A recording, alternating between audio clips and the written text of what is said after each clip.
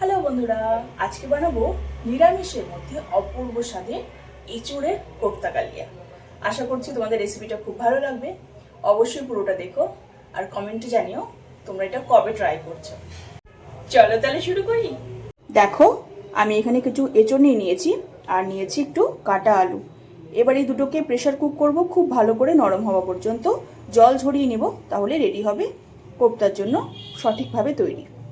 দেখো, একদম গরম গরম ধোয়া ওঠা আমার এঁচোড় আর আলু সেদ্ধ হয়ে গেছে। এবার এটাকে আমরা খুব ভালো করে স্ম্যাশার দিয়ে এভাবে স্ম্যাশ করে নেব।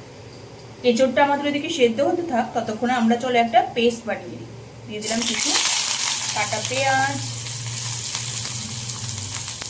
বেশ খানিকটা টমেটো, একটু আদা কুচি, ভাজা বাদাম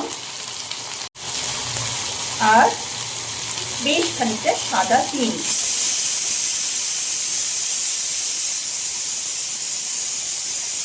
দেখো, পেঁয়াজ সমেত বাকি জিনিসগুলো আমার একটু সফট হয়ে গেছে। এবার এগুলোকে আমরা মিক্সিতে একটু জল দিয়ে স্মুথ একটা পেস্ট করে নেব। আঁচ কমিয়ে এর মধ্যে দিয়ে দেবো বেশ খানিকটা ধনে গুঁড়ো, জিরে গুঁড়ো, হলুদ গুঁড়ো, লবণ, চিনি।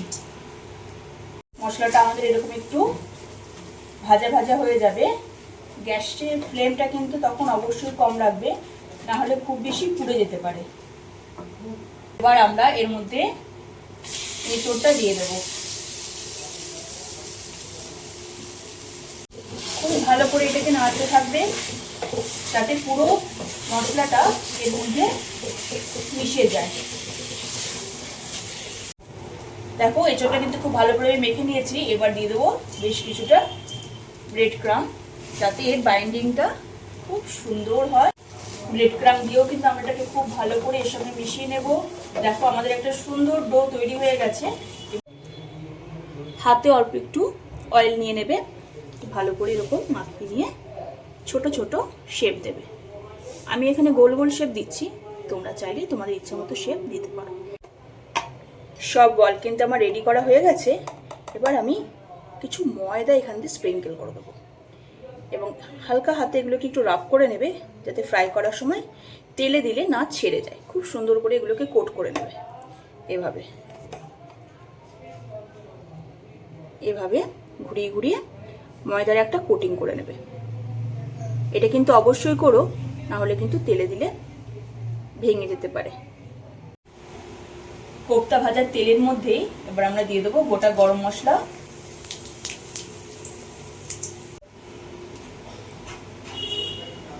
দেব একটু আলু,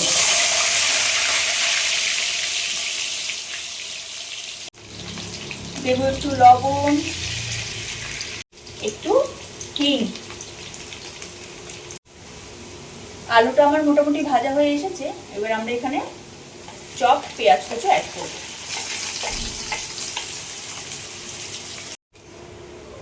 পেঁয়াজটা ভাজা ভাজা হয়ে গেছে, দেবো একটু রসুন বাটা। আগে থেকে যে আমি পেস্টটা করে রেখেছিলাম সেই পেস্টটা এখানে আমি অ্যাড করলাম।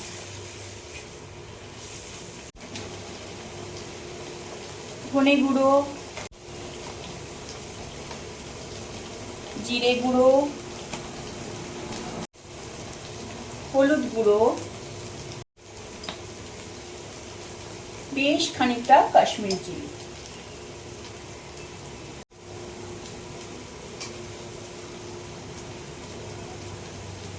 সঙ্গে দিলাম চিনি, একটু চেরা কাঁচা লঙ্কা অ্যাড করে দিলাম। এবার বেশ খানিকটা দই। খুব ভালো করে মশলাটা কষে নেবে। গ্যাসের আঁচটা কমিয়ে দেব। আমি এবার এটাকে ঢাকা দিয়ে দেবো, যাতে পুরো মশলাটা খুব সুন্দরভাবে কষে যায় এবং আলুটা খুব সুন্দরভাবে সেদ্ধ হয়ে যায়। দেখো, খুব সুন্দর কিন্তু আমাদের এটা কষে গেছে এবং তেলও ছেড়ে এসেছে। এবার আমরা এর মধ্যে অ্যাড করবো হালকা গরম জল। অ্যাড করলাম গরম জল। রান্না কিন্তু আমার অলমোস্ট ডান। এবার আমি অ্যাড করব একটু গরম মশলা গুঁড়ো। কোপ্তার বলগুলো কিন্তু আমরা এখানে অ্যাড করব না, ভেঙে যেতে পারে নরম বলে। তোমরা কোপ্তাটাকে একটা প্লেটে সাজিয়ে তার উপর দিয়ে গ্রেভিটা ছড়িয়ে দিতে পারো। ব্যাস, তাহলে রেডি। ওপর থেকে ছড়িয়ে দেবে একটু ধনেপাতা কুচি। ব্যাস রেডি। রেডি আমাদের এঁচোড়ের কোপ্তা। চলো টাটা।